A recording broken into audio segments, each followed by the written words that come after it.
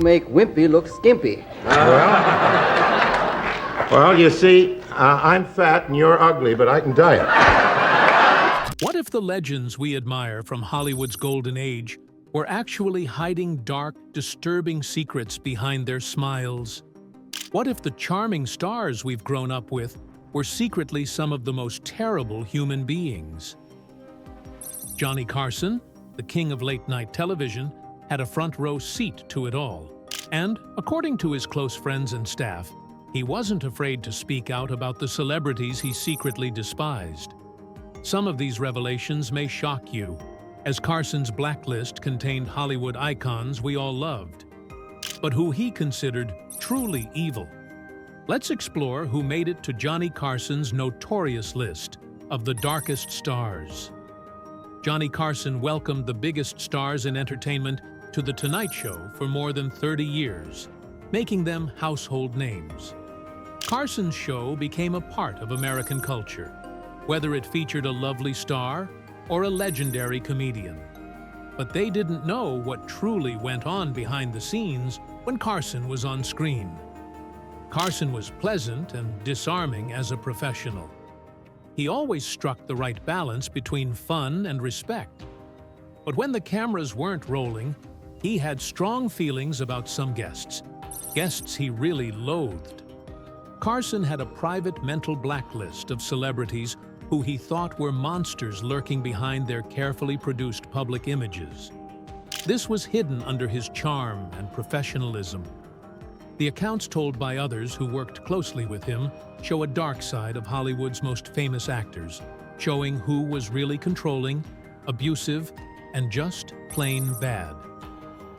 Let's begin with the first name on Carson's list of people he doesn't want to work with. The Hollywood queen with ice in her veins, the ice queen who struck fear. Joan Crawford looked like a Hollywood icon when she was on The Tonight Show in 1970. She acted like a lovely, classy lady in public. But when the cameras weren't rolling, Crawford's behavior was far different from the lovely, glamorous image she showed the world. Several staff members said that Crawford was one of the coldest and most demanding stars Johnny Carson had ever worked with. It was unbelievable how many things she wanted before she even got to the studio. She needed the lighting to be just so, the temperature to be exactly 67 degrees Fahrenheit, and the tilt of her chair to be just right. The Tonight Show's technical director retained a 4-page memo with all of this information for decades. But the worst part? How she treated everyone who worked for her, especially young women. The cruelty behind closed doors. Crawford's harsh behavior was more than just diva-like. It showed her huge ego and scary influence over her surroundings. A 20-year-old production assistant made the mistake of bringing Crawford a glass of water she had asked for while they were filming. Crawford, who is notorious for having a short temper, went off. She angrily attacked the assistant, calling her a brainless little explicit and saying horrible things about her, like that she should work at a brothel. The staff members were shocked to see the young woman run out of the room in tears. Joan didn't stop there. She wanted the assistant to be dismissed. But the producer of Carson's show wouldn't let the young woman leave, which made things very tense on set. But what was even worse than how cruelly she treated her personnel was how she turned into a robotic diva when the camera was on. When the red light came on, Joan's smile lit up the room, and she looked like the most glamorous person in Hollywood. But when the camera stopped filming, she would sit there with a blank face and not say anything. Joan Crawford's actions showed how easy it is for the glamorous image of Hollywood to fall apart. People say she was a dictator behind closed doors, even if she was successful in public. This made her personnel scared and unsettled. Frank Sinatra, the mobster who played nice. Now, let's talk about Frank Sinatra, who is known as Old Blue Eyes. For most people, Sinatra was a lovely, smooth-talking singer who who seemed to have it all. But Johnny Carson, who had seen the bad side of many stars, thought Sinatra was something worse, a man who used his fame as a weapon. Sinatra was known for bringing along up to 8 men, the kind of individuals you wouldn't want to run into in a dark alley. This group of people was not there to help, but to scare. Carson really didn't like how arrogant Sinatra was, and what he did behind the scenes didn't help his cause. The intimidation behind the curtain. The influence that Sinatra possessed stretched far beyond the realm of music. He was a man who could command the atmosphere just by being in the room. When Sinatra grabbed a floor manager by his tie and pulled him close, it was one of the most frightening instances that had place. He made the statement, "No one ever tells me when I have 3 minutes.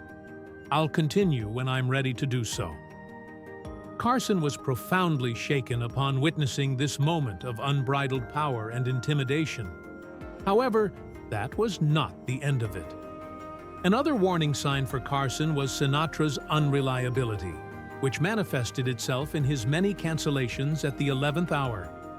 At one point, he was already present at the studio when he decided to cancel an appearance just 2 hours before the taping was scheduled to begin.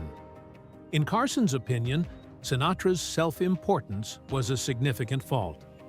When he made a troubling comment on the appearance of a female staff member during a commercial break, for example, he would frequently push the bounds of what is considered to be decorum. Carson, who had always maintained a professional distance, did not have the ability to maintain his silence any longer. It was then that he turned to Sinatra and told him, "We don't talk about my staff quite like that here." Carson made a direct challenge to one of his guests, which was a very rare occurrence. Sinatra's performances were so difficult that Carson eventually chose to limit him to just 1 appearance each year. However, this was not before Sinatra became a figure of uneasiness and disquiet for Carson and his colleagues. The genius with an ego the size of Hollywood. However, despite the fact that Orson Welles was a cinematic genius, his appearances on Carson's show were not at all enjoyable. There was a terrible ego that Welles carried with him, despite the fact that his talent had made him a legend.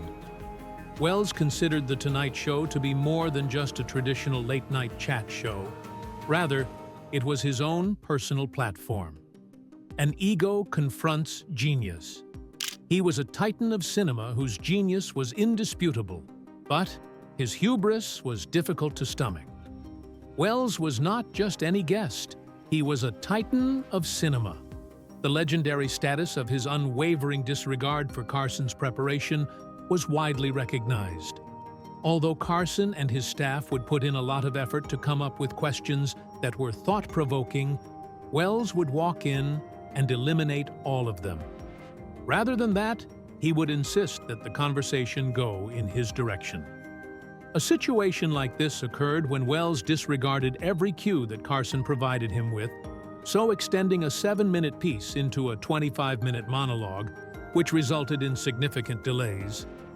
Carson was enraged, but he managed to keep his cool and remain composed in front of the gathered audience. The contemptuous attitude that Welles had toward others in his immediate environment revealed the actual nature of his ego. Although Carson's fury reached a boiling point, he recognized the importance of keeping the show's momentum going. As one of the producers pointed out, Welles believed that he was in charge of the show. The famous quote attributed to Carson is that genius does not excuse everything. It was made abundantly evident that Welles's brilliant performance on screen was not sufficient to compensate for his problematic and entitled demeanor away from the camera. Carson, ever the professional, handled the issue with quiet restraint, even if it meant biting his tongue through the most awkward interviews. Welles's appearances became notorious for their difficult nature, but Carson handled the situation with calm control. The Queen of Hollywood's verbal abuse. One of the most famous actresses in Hollywood history is Bette Davis, but off-screen, Her bad temper and harsh tongue made her a nightmare for Carson's crew. Davis was regal and interesting on camera, but behind the scenes, she was renowned for being rude, interrupting other guests, and sometimes turning her back on them, a star with a bad mood. The most notable incident happened after a practice when Davis yelled at a cue card bearer for being too slow. Johnny Carson, who is typically known for being cool, stepped in. He softly told Davis, "Miss Davis, we don't talk to anyone on this show unless we respect them." Davis gave in because he wasn't used to being questioned. But Davis wasn't easily stopped. People knew that she always wanted whiskey before a performance, and she often treated others badly. People on staff would talk behind her back about her racist and sexist comments. Even while Carson looked cool on the outside, he was angry at Davis's behavior. She was a complicated person, smart, yet very hard to work with. In Hollywood, where looks and aptitude typically won out, Bette Davis was an expert at putting people down. Carson, who was normally calm, had seen enough to know the difference between admiring a legend and putting up with bad behavior. Mickey Rooney, the child star with a dangerous temper. Mickey Rooney was one of the first kid stars in Hollywood, but as an adult, he did a lot of bad things. Staff members did not have a good opinion of Rooney. He had a scary habit of making unwelcome moves on female staff members, such as touching them or saying things that made them feel uncomfortable. Carson's behavior shocked people who worked for Carson, who was always professional, thought Rooney's behavior was strange and wrong. When Rooney was scheduled to go on the show, staff workers would regularly ask to be moved to another job. His intoxication made his bad behavior worse, and he would often act strangely. People knew that Rooney was a troublemaker. After a show, he got so angry that it caused a big problem with the staff. The most notable part was when Carson had to cut off Rooney during a live broadcast because his stories about Judy Garland became too much. After the program, Carson was said to be embarrassed by Rooney's behavior and apologized to the actress in person. Rooney's actions, even though he was a well-known star, showed a darker side of Hollywood's early stardom that had effects that went beyond the screen. Zsa Zsa Gabor, the diva who ruined schedules. Zsa Zsa Gabor was a famous diva. Gabor was known for her over-the-top personality and relentless demands. Her performances on The Tonight Show became famed for the pandemonium she generated. Before every appearance, she asked for a certain room temperature, fresh orchids, and a personal lighting expert to be flown in at the show's expense. Gabor was also infamous for being late, sometimes coming an hour or more after she was supposed to, which messed up the whole act. Carson once said in a funny way, "At least a cat wouldn't need 3 helpers." Carson and his colleagues had a hard time dealing with her diva behavior. Every appearance was hard for Carson and the crew because Gabor's behavior always tested their patience. Her late arrivals were famous, as were her constant requests for expensive things that made the show's already low budget much tighter. The people who worked behind the scenes often had to deal with the mess she left behind. Carson was professional with her, but it was clear that Zsa Zsa Gabor was a force of nature whose antics often overwhelmed her star power. Shelley Winters, the unpredictable guest who brought chaos. Shelley Winters won 2 Oscars, but many often said that her appearances on The Tonight Show were out of control. Winters was known for having a bad temper. She would often go on political rants or tell personal stories that had nothing to do with the episode. Not being able to predict behind the scenes. One day, after Carson asked Winters a simple question about her most recent movie, she launched into a 5-minute rant against government corruption, making it hard for Carson to change the subject. Her outbursts were also unpredictable. Once, on a British chat show, she threw a glass of whiskey at another guest. Even though Carson didn't know what to expect from Winters, she respected how real he was. But her outbursts and wild energy made it hard to work with her as a guest. When she was clear-headed, she could be a lot of fun to talk to, but her unpredictable behavior and lack of concern for the show's flow made her a wild card. Shelley Winters is still an example of a star whose personal problems affected her work, which made things hard for Carson and his crew. Jane Russell, the politics that ruined a career. Jane Russell, one of Hollywood's most famous sex symbols, had a public persona that was all charm.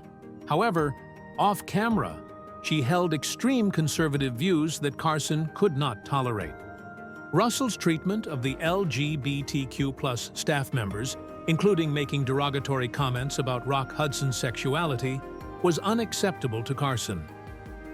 The final straw, after an incident in which Russell made discriminatory remarks during a commercial break, Carson reportedly banned her from the show for good. Her treatment of others off-screen made it clear that her public persona as a sex symbol was at odds with her personal views. While many adored her on-screen presence, the behind-the-scenes Russell was a reminder of how fame could mask deeply problematic attitudes. Carson, who valued professionalism and respect, couldn't overlook her behavior. Jerry Lewis, the comedian who crossed the line. Jerry Lewis, a legend in the world of comedy, made his mark as one of the most difficult guests Carson ever had. Known for his wild antics and physical comedy, Lewis had a darker side. On The Tonight Show, he repeatedly talked over Carson, adjusting his tie without permission, and treating staff members with disrespect. Ego out of control. Johnny Carson, a man who usually kept his cool, could no longer contain his frustration. He famously said, "He's what happens when ego outruns talent." Lewis's ability to entertain was undeniable, but his sense of entitlement and lack of respect for the show's structure made him difficult to manage. Carson, who valued control and smooth production, was often frustrated by Lewis's disregard for the process. Jerry Lewis's behavior on The Tonight Show is a stark reminder of the dangers of unchecked ego, especially when combined with talent. Carson's patience wore thin with Lewis, and the audience saw the rare sight of Carson losing his cool with one of Hollywood's most beloved comedic figures. The dark side of Hollywood revealed. Johnny Carson had the unique ability to see beyond the public facade of Hollywood stars. As the host of The Tonight Show, Carson interviewed hundreds of celebrities, but he was also quick to spot the truly toxic ones. His personal blacklist was a reminder of how Hollywood's golden age often hid the darker side of fame. The power, the egos, and the cruelty behind the charm. What do you think? Were Johnny Carson's judgments of these stars fair? Or was he just another celebrity gossiping behind closed doors? Johnny Carson's rare ability to see through the glamorous facade of Hollywood gives us a glimpse into the true nature of the industry. If you found this video eye-opening, make sure to like, subscribe, and hit the bell icon to stay tuned for more shocking deep dives into Hollywood's hidden history. In our next video, we'll expose the dark truth behind one of the most beloved 80s sitcoms, where cast members were tormented by a child star's violent outbursts. You won't believe what happened on set.